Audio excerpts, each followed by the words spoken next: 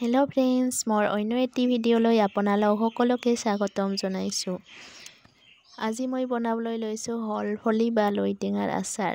লৈটেঙাৰ আচাৰটো বহুতেই সোৱাদযুক্ত হয়, সেইবাবে মই প্ৰতি বছৰে বনাই থাকোঁ। হলফলিখিনি প্ৰথমে ধুই পানীখিনি শুকুৱাবলৈ দি ইয়াৰ ঠাৰিবোৰ এৰুৱাই দিলোঁ আৰু অলপ অলপকৈ কাটি দিছোঁ চাৰিওফালে।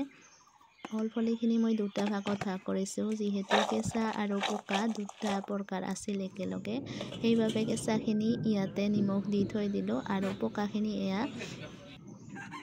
পকাখিনি বেছি সময় ৰাখিব নালাগে, নিমখ দি 1 ঘণ্টামান ৰাখিলেই হ'ব, যিহেতু এইটো নৰম হৈয়ে আছে।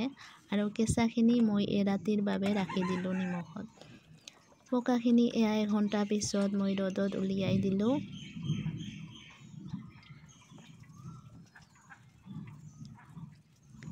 যিহেতু এইকেইদিন প্ৰখৰ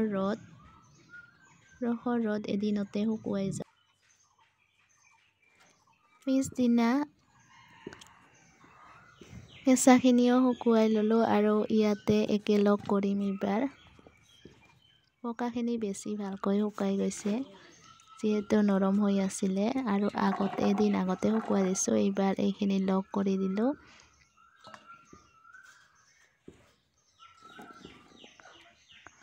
আৰু অলপ শুকুৱাব লাগিব।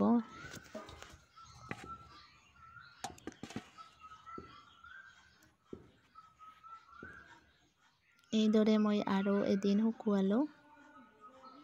এয়া হৈ গ'ল শুকুওৱা, দেখিছে নহয়, বেছি শুকুৱাব নালাগে, 2 দিনত মুঠতে হ'ল।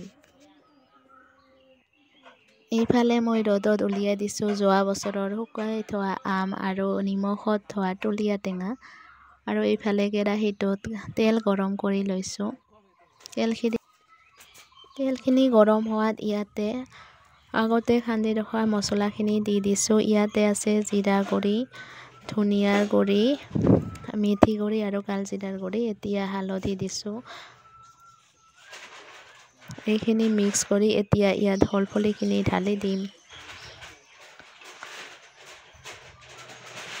মই হলফলিৰ আচাৰ এইদৰে বনাওঁ, আপোনালোকে কেনেকৈ বনায় বাৰু ক'বচোন। এইখিনি মিক্স কৰি এতিয়া ইয়াতে দিব লাগিব জলকীয়াৰ গুড়ি।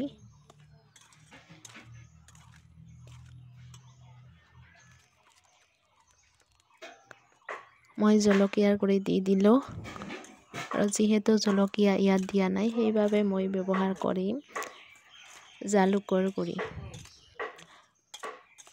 মছলাখিনি মই আগতে খান্দি ৰাখিছিলোঁ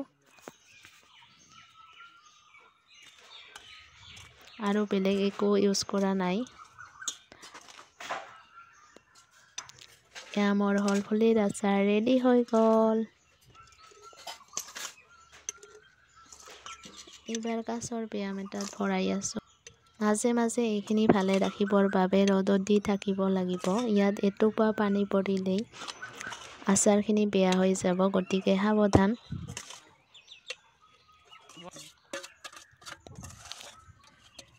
এয়া আচাৰটো ফাইনেলি ৰেডি হৈ গ'ল। কেনেকুৱা পালে ভিডিঅ'টি চাই আপোনালোকে কমেণ্ট কৰি জনাব, আৰু আপোনালোকে কিদৰে বনায় আচাৰ সেইটোও জনাবলৈ নাপাহৰিব। ধন্যবাদ, বাই বাই।